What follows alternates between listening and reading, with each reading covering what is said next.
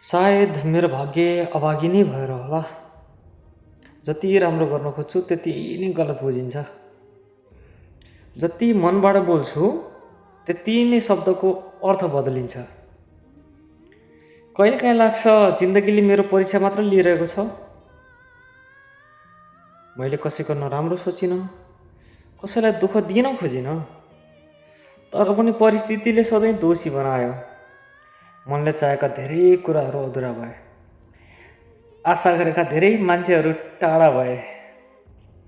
तर अब मैले बुझ्दैछु, अभागी भाग्य भनेको अन्त्य होइन, यो त समयको एउटा कठिन अध्याय मात्रै हो। आज पीडा छ भने भोलि शान्ति पक्कै पनि आउन सक्छ, किनकि समय सधैँ एउटै रहँदैन। म अझै उभिएको छु, अझै विश्वास गरेको छु, र एक दिन मेरो भाग्यले पनि मलाई मुस्कुराउन सिकाउनेछ। शुभरात्रि।